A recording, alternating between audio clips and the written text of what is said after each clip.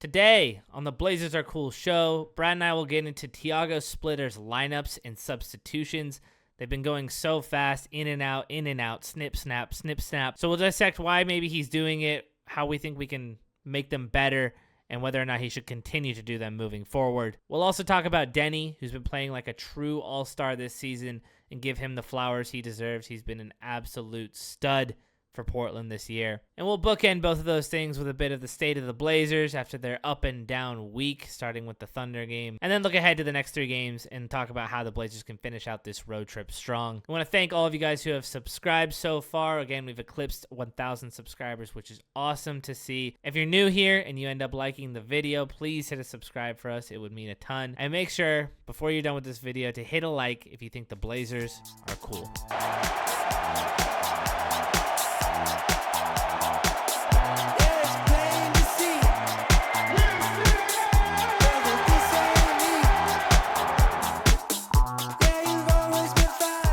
Brad, we've had 3 more games since you and I have last spoke. We had an incredible win over the Oklahoma City Thunder, giving them their sole loss of the season.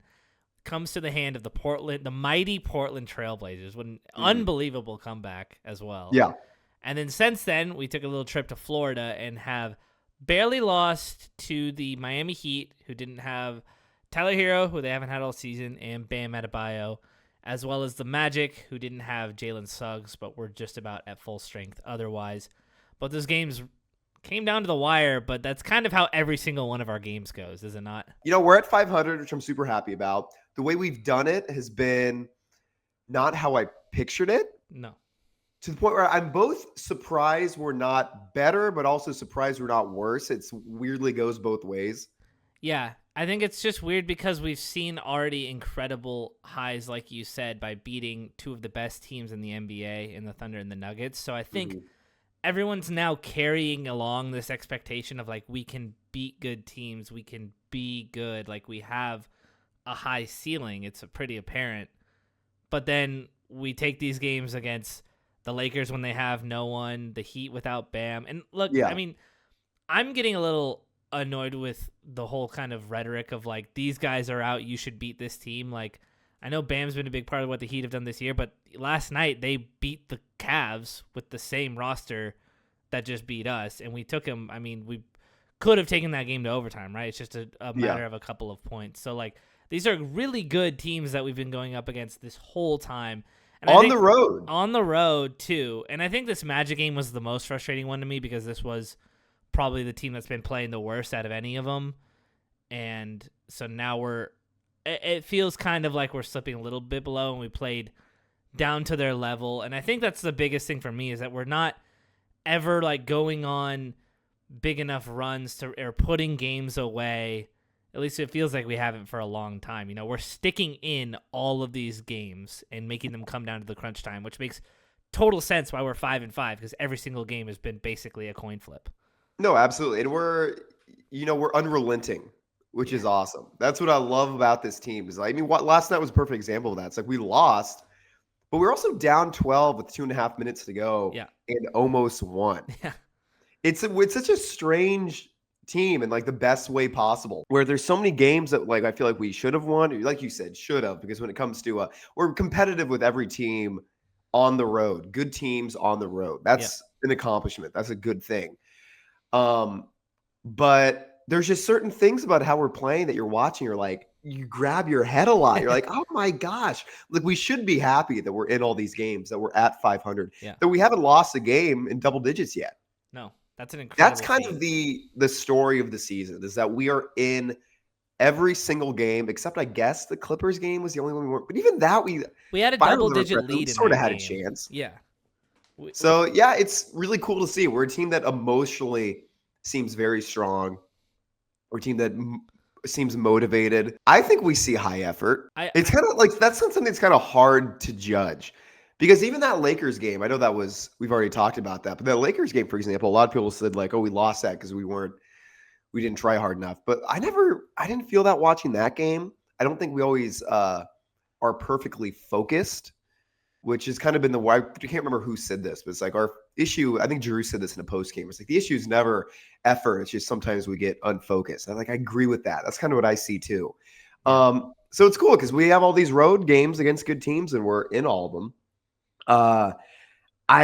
The part that surprises me, I guess, the part that has me conflicted is we're not doing it the way I thought we would. Like, it's more like we're 5-5 in a way where it's like I'm not totally happy with the way we're 5-5. And I don't know if you agree or disagree with that. Specifically with the defense. For a team that's been, we have a defensive identity is kind of our thing. That's kind of the storyline we've been hearing for most of the season. But we're only 11th right now defensively. We're like slightly above average. And I watch the games, and that's kind of where my frustrations have been coming from. It's like, oh, yeah, we're playing great. We're so motivated. We're unrelenting. But gosh, we let other teams score a lot. Yeah.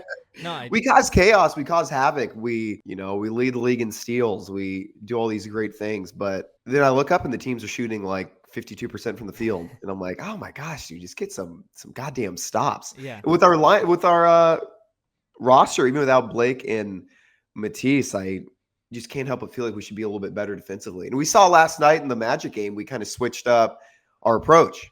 Yeah. And we took it from the all-in-your-face, full-court press like we've been doing, which was working incredibly well when we had Matisse and Blake as those extra bodies who were basically kind of the two best guys at that in a way for how they were playing.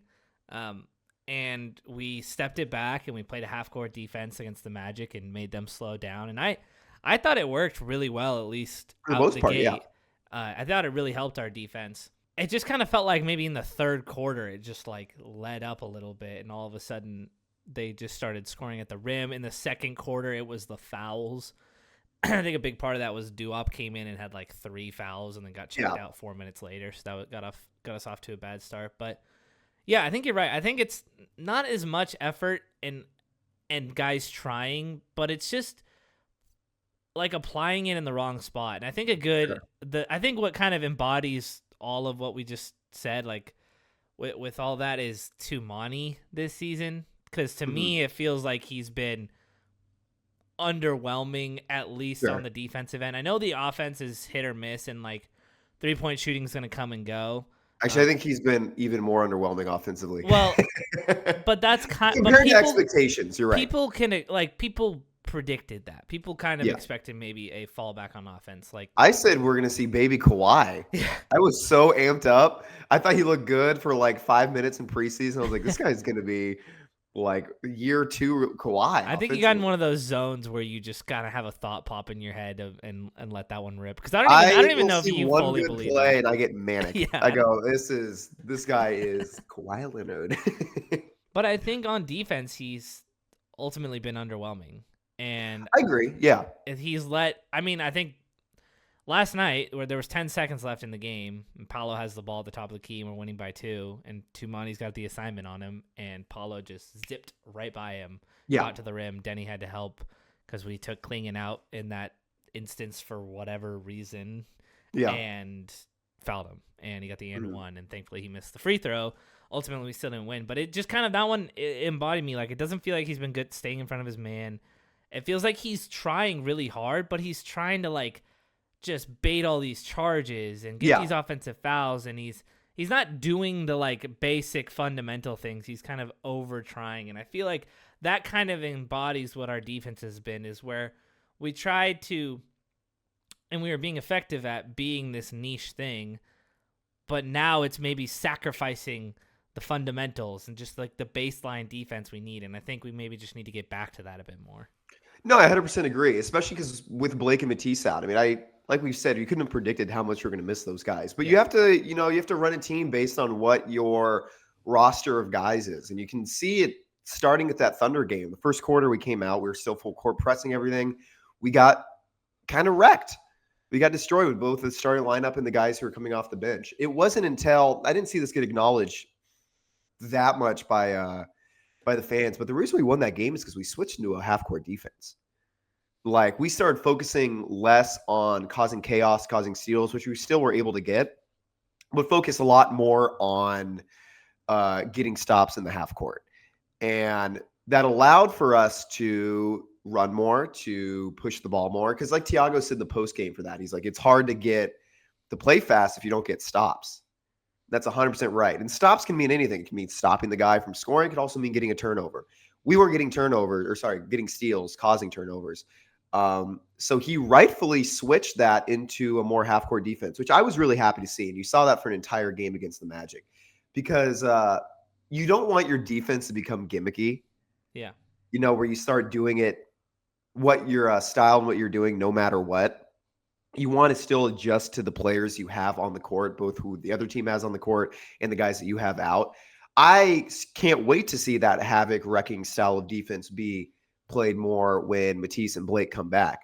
But for now, it doesn't quite make sense because our havoc wreckers are Tumani, Blake, Matisse. Did I say Blake and Wesley earlier? No, I think I did. I don't know. I think I said Blake. I might have. Blake and Matisse. So we have those three guys who are kind of our havoc wreckers, and we're now missing three of them. You can kind of count Chris Murray in that too. Yeah. I actually see him more as a steady half-court defender than he is even though he can obviously full-court press. Yeah. So it's nice to see us adjust that, even though it didn't technically work last night with the loss. I hope we're going to see a little bit more of that going forward. I'm not convinced that we are. I'm a little, I don't know if concern is the right word, but thinking that maybe we play that way because Orlando just plays so much slower. And I hope it's not that because dude, here's one of my problems of this year is I think that we're at our best when we play the style that is best for us. I hate seeing us adjust so much to other people's other teams' paces, other teams' style of plays. I think every game that we've lost or not really been able to run away with is because we've decided to, we need to make adjustments. I want to see other teams have to make adjustments for us. I think we have the roster where teams should go both ways. And lately it's been feeling a little bit too much like, oh, we have to adjust to the Magic's pace. Oh, we have to adjust to what the Lakers are doing. Oh, we have to adjust to what Miami's doing. It's like, yeah, let's play our game. Well, I actually think the Magic have a higher pace this year than they have in years past. They at least turned it up a lot. So I think they're in at least like the top half. So I don't know if too much we were like playing to their slow pace, but it was, I think what Tiago was doing was kind of what we were saying of like assessing the fact that this full court press thing hasn't been working and looking at it and being like, let's get into a half court set defense tonight against this team that's big and can run and make them shoot jump shots. And that can maybe transition into our thoughts here about Tiago as a whole, because I thought last night what I just described and that change is showing that he does have a pulse on this team and he's not trying to do that stuff. I think another example of him, because I've seen online all different types of thoughts about Tiago good, Tiago bad, and I've landed much more on the Tiago is doing a good job coaching a team to a winning record against one of the hardest, if not the hardest schedule in the NBA right now without a bunch of key guys. I think another example is the doo-wop situation, I guess we'll call it, where he did a really good job putting him in like that Jazz game, that Thunder game to provide a spark. Those I thought were great moves that aren't givens to do at all. And then in the past couple of games when it has since cooled off and died down and teams are basically just like, hey, that guy can shoot threes, just like make sure he doesn't shoot threes. He's now been basically phased out of the lineup, and the 4 minutes he ran last night were not good. Probably shouldn't have gotten them at all, but he didn't go back in the game afterwards. Yeah. So to me, it's those two things, and I think the end of games, particularly the use of Klingon, is really interesting, and I still don't even really know where I stand on it all. There's that, and then there's the rotation minutes, which I think I can let you get into in a sec here. Those are the two things that I think people have bigger gripes with and are a bit hard to pin down. But like, what are your thoughts on these rotation minutes that Tiago's been doing? Well, I mean, it's interesting because one of my frustrations with this team is, like I said, it's like I love that we're in games. Yeah. But my issue is that I don't feel like we're playing up to our defensive potential. I think a lot of that has to do with the lineups that we're putting out there. I think people are going to be kind of surprised for us to hear that because our, at least publicly, our identity is one of a defensive team. And it is, and it should be. And we should be a top 5 defense. Right now we're 11th, and even more of concern since Blake and Matisse have been out the last 4 games, we've been 24th defensively. Or maybe, I think 24th defensively. Yikes. That, as great as they are, they should not have as big of an effect on the defense as that. Because last year we didn't have either of them. And in the second half of the season, we had the second best defense in the entire NBA. Yeah. And to me, the main reason we had such a great defense last year is because we had some really good defensive lineups that were coming out. Mainly last year it was the Ant to Deni to Monty Klingon lineup, which was post All-Star break, the best lineup in the NBA net rating wise. And a big reason for that was because of the insane offensive versatility. It was because Deni got the keys to the offense, and he actually had some semblance of shooters around him, specifically, Ant and Jeremy, even though Jeremy had that off year last year. I think Jeremy's off year last year from 3 would probably still be the best 3-point shooter on this team, which is hilarious. And this year we're not, and I was so excited when we got Jethro because I thought, okay, we just took the best lineup in the NBA for the second half of the season and replaced Ant, who, we are shameless. We were shameless Ant defenders. Yeah. I still am. Even though he hasn't been great for the Celtics, like I check every box score to see if maybe I was right that Ant's really good. And it looked good last game. He had 25 in 22 minutes. That Inferno fully pulled up his stats. Like he's just, that's kind of what he is. He's a microwave scorer, but he's shooting over 40% from 3 now after that one game. So yeah, which is great to see. I love Ant. I want to see him do well almost entirely so I can go on this podcast and say I was right because it's not looking good. So far I was clearly wrong. But yeah, and it's again why I watch his team and I go, God, dude, we have such good defensive players without Matisse and without Blake, but we're not running the lineup that I was so excited about, which was basically that same lineup last year that was the best in the NBA post All-Star break, but replacing Ant with Jethro. I thought on paper this is going to be the best defensive lineup in the NBA. That lineup has played 24 minutes so far this season. It, to be fair, is our third most played lineup. But in Tiago's rotations, that means nothing. Yeah. There's no such thing as a lineup that gets a lot of minutes in Tiago's rotations, which is I'm so mixed about because it's cool. It's cool that we're playing because we've wanted to have this sort of hockey style rotations. We thought if we're deep, we got to go with that, which honestly, can I give a big shout out to you really quick? What? Like a year and a half ago or 2 years ago, you posted on the Blazers subreddit, like, why don't we kind of try to do like a hockey style rotations? And you got like obliterated. You got flamed. Everyone called you fucking idiot. Like it was, I remember being like, what? This is a good idea. And that's exactly what we're doing right now. And I think the reason that it went from really working well the first few games of the season to not working well right now is because that kind of lineup, especially defensively, requires a lot of depth. Yeah. You don't get lineups that get a lot of juice together, which when you only are 8 guys deep, you need to have lineups that play a long time together because there's just not that much depth to make that many switches. Yeah. And right now, Tiago's not really doing that, meaning he's still putting out lineups as if we have an insane amount of depth that we can switch guys in and out of. Right. And you're seeing it in the last 3 games where, we'll have these lineups that work really well for 3 minutes. We'll have Shaedon playing really well for a few minutes, and they're out of the game. We're not seeing what should be on paper the best defensive lineup. Again, that Jethro, Deni to Jeremy Klingon, which Sharp fans, I think, can, and I love Sharp. Maybe loves the stretch. I do love Sharp. I want everyone on this team to do great, and he's a good guy. And he was amazing last night offensively and defensively. Shout out to him defensively this season. Yeah. But I think everyone can agree that Jethro, Deni to JG Klingon lineup is our highest peak defensive potential lineup, even if it's been bad this year so far in the very small amount we've seen, which it has been. It's like a minus 25 net. But we haven't seen it get more than 3 minutes at a time. It's only played 8 of the 10 games. And it's so frustrating because that's the lineup that won us games last year. That's why we were good in the second half of the season, because we ran that lineup and we replaced the biggest defensive hole in that lineup with one of the greatest defenders ever. And we're still not seeing that play. And if we had the depth that we had the first 4 games of the season with Blake and Matisse, I'd understand it. But right now we are only, would you say 8 guys deep, 7 guys deep?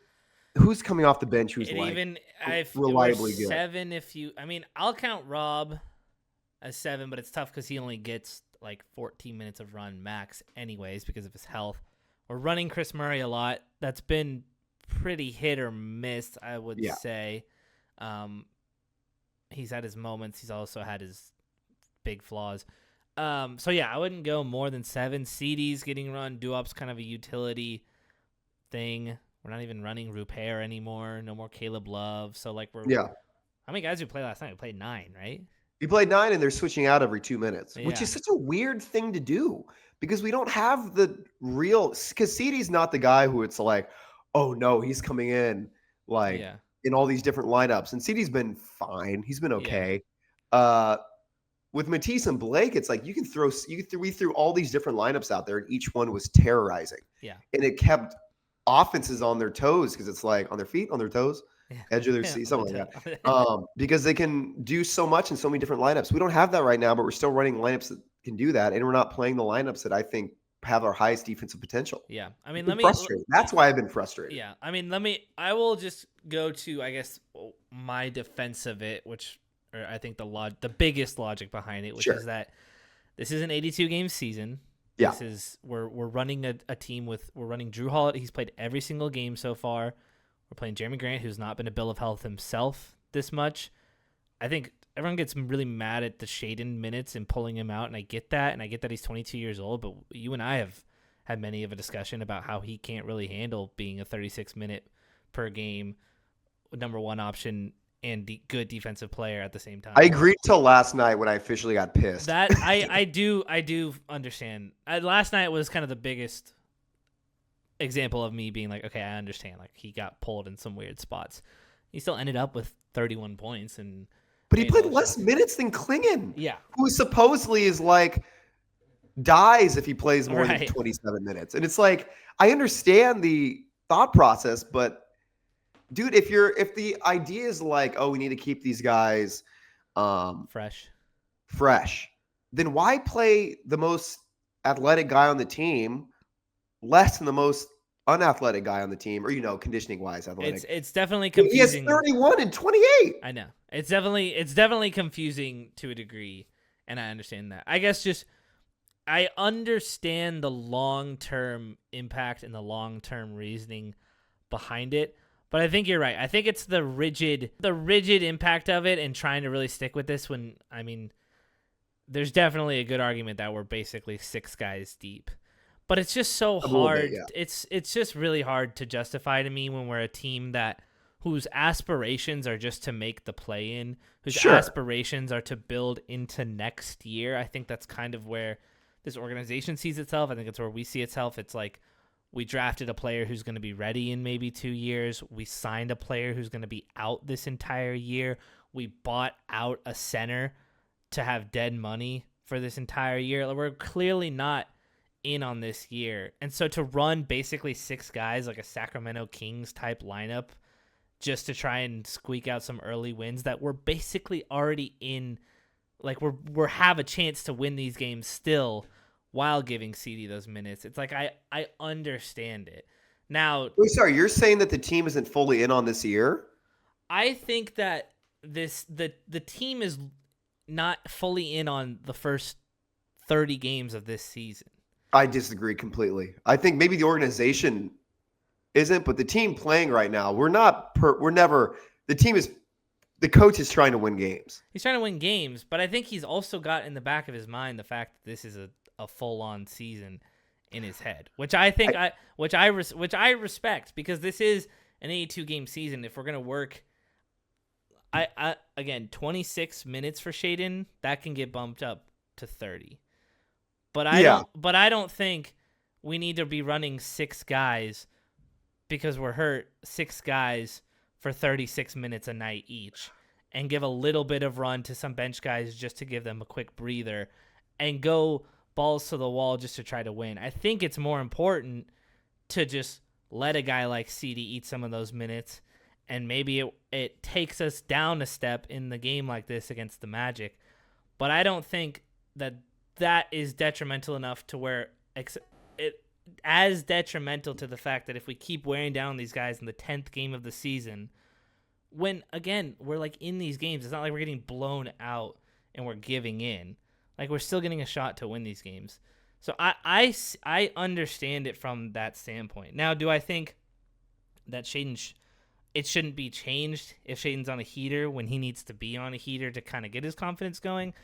Yeah, I understand that, but I don't agree with the way he's been playing before this game, where he was clanking shots, that he needs to stay in just for the sake of staying in and being played to try and generate a spark. I don't want to work him hard for that sake. So it's I get that these lineups are not what's making us win, and the hockey subs is really tough when it's 8 people, but I also don't think we should stray too far from the philosophy. No, yeah, I agree and I disagree with what you just said, because I completely agree that Tiago should be playing these guys, 27 minutes a game in order to save them for the entirety of the season, given the style of play that we have. I understand that. He's expecting us to go full out, and he said this in his press conferences, like, I want to give these guys rest because we play so hard.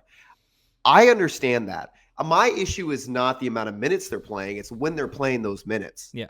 Because when I also disagree with any idea that we're not fully into this season. We are. The coach and the players are trying to win games. Right. I don't think they're thinking next year. I think they are thinking how to make this team work for the entirety of the season. That's more what I meant. It's like, I guess I put the next year in front of it, but I meant more, this is trying to build momentum into a longer stretch thing, not do whatever possible to win this game right now. Agreed. But when if Shaden's going to play 27 minutes, or that's fine. If it has nothing to do with the principle of it, it has to do with not going with what's working. Because again, if Shaden plays 27 minutes, that's great.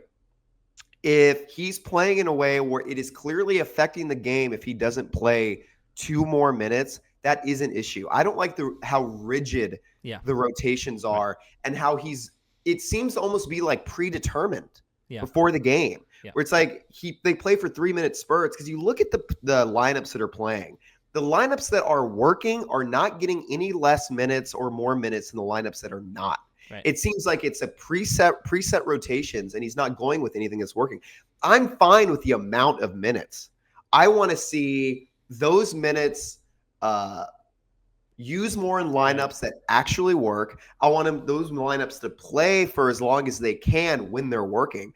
I don't want to see Shaden or anyone who's playing well play great for a game and get 3 minutes here, 5-minute break, 3 minutes, 2-minute break, 3 minutes, 2-minute break.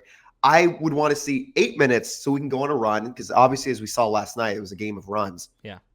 My issue is not with the amount of minutes. It's not going with what's working. Yeah. I feel that. That's the part I feel. And so I think no game was honestly more indicative of that than the Heat game, where Deni was a plus 25 point loss or whatever, like something historic.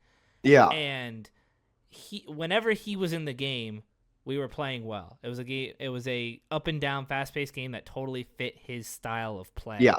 And when we took him out, we sucked. It was just so he was a plus 33 at one point, and we were still like losing the game. I want to highlight Deni's start to the season, because he has not scored less than 19 points this year, I believe. He had a 33-point game the other night. I thought his Heat game was exceptional. I thought it was one of the better games I've seen an individual have on the Blazers, and who isn't Dame like in forever, since Aldridge, exactly, or CJ. I mean, it's been a long time since we've had a guy, and I think the All-Star buzz is really starting to bubble up and feel real. Especially, like, I was reading Hyken's thing today about how, because they're doing the international thing, he's got a pretty good path to making an All-Star team and being one of the best 8 international guys in the league right now. So I think the buzz is all there. I think he is still figuring out, like, obviously the mid-range game and the just taking a guy one-on-one. It's not his strong suit. But, dude, for our team that just needs so apparent how much offense we need, to have a guy we can trust every night to get you 24, 25 points at the least, no matter how he's shooting. Like that Thunder game, he started 0 for 11, and he still finished with, 27 points? Yeah. He got to the free throw line 16 times. Like, he's finding ways to do it each time, and it's the backbone of at least our offense. He's also playing, I think, exceptional defense so far this year. Agreed. I think he's been arguably our top 2 defender. Yeah. I think last night was maybe a little rougher, but Agreed. Yeah. So it can be hit or miss, but for him to be such a good two-way player who like never gets tired, and we just had this whole conversation about lineups. I think Deni could play 40 minutes a night, and it just I know. So like he would just like, I mean, like knock on wood, never get hurt. So like more of him, more just feed into him. And I know we all want Shaden to succeed, and we all want to coddle him and give him everything he needs, but just more Deni. Like there was that one shot last night remember where he tried to throw the lob to Rob Will, and then Rob will turn 24 second. Yeah. Yeah. So that one, and Tiago was literally like, shoot the ball. Like just more Deni, more just become. I don't think anyone's going to believe it quite yet that he can be that number one guy. I mean, we have a video out there on it. We've seen the potential, but I truly think he can be a much closer thing to a number one than a lot of people are seeing right now. And I just want him to keep building into his confidence and him to get more time and him to get more usage. Like I'm all for Deni just keep on doing his thing. No, 100%. And something I want all of us Blazer fans to realize is there's always this narrative to like, we need a star. The Blazers need to get a star. We need to trade for a star, which to me, I hate that mindset. I think it's a really old school, no longer relevant mindset. The NBA is no longer set up in a way where it's like, you need the best player to win. It's you need the most depth and the most defensive versatility and shooting to win. Yeah. And we have 2 of those 3. And also, we already have our goddamn star. If you're looking for, oh man, we need to trade for a star, we're not good until we have a superstar. Deni is 11th in the league in scoring, and he's 24. I hate to say it. We have our all-star. Yeah. We have the guy who can be the number one on the team. Yeah. And he's shown that beautifully this year. It's been easily his best season, his best plays. I think it's better than he played in the second half of the season last year because he's doing it he's making, what is it? He's pulling things out of thin air. Yeah. And it's miraculous. We need him so bad, and he is delivering. Now you look and you think, no, we don't need a star. We have the number one guy who can get his points if we need them. We need some shooting around this guy. Yeah. Totally. And that's what's been really frustrating watching the teams because Deni's been absolutely fantastic. And Hapestro put out that stat during the game last night where he also leads the league in passes out of drives, which made me want to cry because he is scoring 26 a game, trying unbelievably hard to get other people involved. He's collapsing defenses. He's passing the ball out to people who are just making absolutely nothing. Yeah. To me, it's the only thing we're really missing. We're missing a second ball handler that we're going to get back in Scoot. We're missing a little bit more defensive versatility that we're going to get back in Matisse and Blake. Only thing we're really missing after that is just one more shooter. Just one. And hilariously, when Scoot comes back, he's probably going to be second best shooter on this team. There's so much. I think that's maybe the other thing we can discuss is just how much Scoot potentially could just bring this all together. It's just he's so funny with him right now because we all watched him on YouTube train for a whole summer. Yeah, just in the gym with that one guy, just over and over. Like everyone watched the videos. And Lonzo Ball a lot. yeah. And he was training with Drew. And it's like you think of him like the Dragon Ball Z meme, like he's in the like the pod, and he's training, and he's in space, whatever. And we're just like, it's ready. And then he hurts his hamstring, and you're just like, it's just so gut wrenching. But yes, it's like, we are just like, feels like kind of that one piece away, and hopefully it's Scoot. I mean, at the very least, Damian Lillard should be a pretty damn good spot up shooter, even off an Achilles tear. Yeah. It's just whether or not he can mold into that. So yeah, there's reinforcements coming, but I think you're right. The point you make of, we're not saying Deni is better than Anthony Edwards right now. We're saying it's we're saying it's I'm not. We're saying I'm it's not. closer than a lot of you may think. But what we're really trying to say is you don't need to have a top 6 player to win anymore. You can have what is Tyrese Halliburton to all of you, right? Yeah, top 20. Top 20. You can have top 2 15. top 25 guys and win, kind of like the Celtics did, like the Pacers got pretty far, and I know they were built on a lot of luck and everything, but I'll take a chance at the finals with some good luck. That's all we're hoping for as Blazer fans. Absolutely. So we're not trying to say that Deni is going to turn into like Giannis. What we're trying to say is that Deni is good enough to be the best player on this team. We just have to have the team around him. And I 100%. think there's a lot of good guys that are playing right now, and there's a lot of good guys that aren't playing for us right now. Yeah. So I think things are coming together. But Deni is ultimately proving on pretty good efficiency. I've loved how his three-point shot has looked. I think to your point about the kickouts, the passes, I don't know where he lands on that now. I saw this a while ago, but he was pretty far up there in potential assists that we're just leaving on the table. So he's doing all of the things he needs to, and he's playing defense. He has been a rock star so far, and it's so nice that we can count on him literally every single night, because outside of Jeremy so far this season, there hasn't been another player that we can count on every single night. Even Drew has been disappointing in these past 2 games to me. Yeah.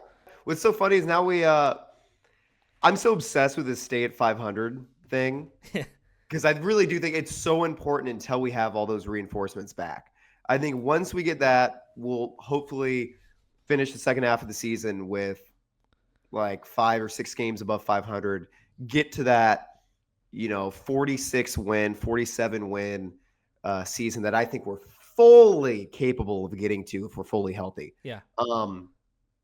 But with that, games like the Pelicans game that we have next feel absolutely massive. Yeah. To me, it's like somehow the most must-win game of the season so far. Because if we lose that after a couple because these games, as good as they've been competitive, they've been good. But they've also, like we've talked about, had some clear negatives. Yeah. We see our defense slipping a little bit. We see some of these rotations not being tight. And if we lose against what is easily the worst team in the league right now, the Pelicans, that would be heartbreaking. But I think we're going to dominate. I think it's going to get us right back on track. Like you said, we might lose by 30 to the Rockets, but then we have 2 more easy games coming up after that. Yeah. But it starts with this Pelicans game. And I actually, despite us losing the Magic game, I liked a lot of what we saw. I liked that we were willing to switch up from the full court press. I don't want to see us leave from that completely at all. I want to see us go back to that if the situation calls for it, if it works. I still want to see us lead the league in that, even if right now we don't, like we said, quite have the guys to fully realize that potential of being a complete full court press team. We will when Blake Matisse and Scoot come back. Yeah. But I was excited to see that in the half court where you're using Klingon so much more as a screener. Mm-hmm. I think it's one of the big reasons why Shaedon played so well last night, because Klingon was doing what I think he should be doing every single game, where it's like just set a hard screen, roll, and then box out the big man so you have a clear path to the hoop. It's easy points, and it's Klingon's path to being good offensively. Right, is being a good screenner who clears space being for guys like Shaedon and Deni. Basically. Yeah, exactly. And Klingon still his shooting's bad. He's not scoring, but if he's able to do that while still being an incredible rim protector, I'm really excited to see what that does, both for Deni and especially Shaedon's game. Because like we said, Shaedon we're not really impressed with his ability to physically get through people. He needs to have as much space as he can to work because he's just not strong enough to bully guys at all. Yeah. And having Klingon, the biggest guy in the NBA, to set screens for him, which we finally saw last night. I've been so upset with how we've not used Klingon as a ball screener at all this season. We finally saw it last night. I think it's going to do really good things for Shea, really good things for Deni, and really good things for Klingon. And we'll hopefully improve our half-court offense a bit, get some easy wins against the Pelicans, hopefully be somewhat competitive in that Rockets game, and hopefully win both of the 2 games after that, Mavs and whoever else. Suns. Suns, who yeah. are actually playing pretty well, but they've also been playing some. I mean, if you call the Clippers bottom of the barrel. Yeah. I totally feel your point about the Pelicans game being must win, and I even want to call it must blow out, because it's been such a long time, it feels like, since we've blown a team out. I mean, we have 2 good blowout wins against the Lakers on the road and against the Warriors. I know the Lakers game, they didn't have everyone, so we should have blown that game out. We were like 9-point favorites or something. But that game was so weird, and they played so unbelievably well. I thought that this truly does feel like, to me, the first game where it's like we should walk in, we should dominate from the beginning, and we should walk out with an easy win. Yeah. And it's been 10 games so far, and we haven't had a true opportunity like that in my mind. Again, that Lakers game was like it just felt like a trap game. I don't know. This doesn't feel like a trap game. This is the Pelicans suck. They lost by 30 to the Suns last night. They're a team that turns the ball over a ton, which is our bread and butter, is turning them over. So this should be walk in, get the win, walk out. There's opportunities on the table, and now I think the schedule will maybe actually ease up a little bit in our favor. So you got anything else? I want to see Tumani hit some threes. He's been, I mean, really, I want to see Shaedon keep playing well. I want to make sure that why he played so well last night wasn't just because of a slower pace. Yeah. Which, like we said, we want Shaedon's a guy who clearly does need to conserve energy. Because he's just not being physically built enough to really bully guys around. I want to see him continue to play well, even if we pick up the pace, which hopefully we do. Tumani's got to hit some threes, dude. I mean, he's now sub 30 for the season. He's been an overall negative. I would hate to say that, but I think overall, not a huge one, but his defense, like we've said, has been a little bit underwhelming because he's not going as much for stops, it seems like, as it does. He's going for, drawing charges, making big defensive plays, more so than getting stops. I'd like to see him play better, and I really hope we do over the last couple games. I'd like to see more ball movement. I know that's like a very basic thing that every team should want, but you're right. I think we talked about this a lot last year, where it felt like we just run this high screen, and then 1 person, 2 people touch the ball, and then that's our whole possession. We have the guys with the IQ and the passing ability to move the ball way better than we are doing. And I think maybe it's just because we don't really work on our half-court offense at all, because we probably worked on transition so much. But I just want to see us swing the ball, just a basic basketball thing. I think we could just be so much better if we just pass the ball more. So hopefully they just figure that out. I don't think they'll really be working on implementing it, is my thing. But I feel like I've been saying for all of the Chauncey area that this team just has the ball stick to its hands, and it feels like we haven't gotten away from that. So yeah, a lot of basketball left to play. There's 72 games left in this season, and again, 500 is a perfectly fine spot for the Blazers to hang out in, at least until we get healthy. So I think we're excited for that. We'll come back to you guys sometime next week. I gotta go up to Seattle for a wedding, so I'll be nice. I'll be in and out. Get my PNW life in. Get a little rain in my life. Brad, you got anything else to say? The Blazers are cool. They're just unbelievably cool. They're very, very, very cool. Yeah. Don't let anyone tell you otherwise. Yeah. I'll talk to you guys next time. Later.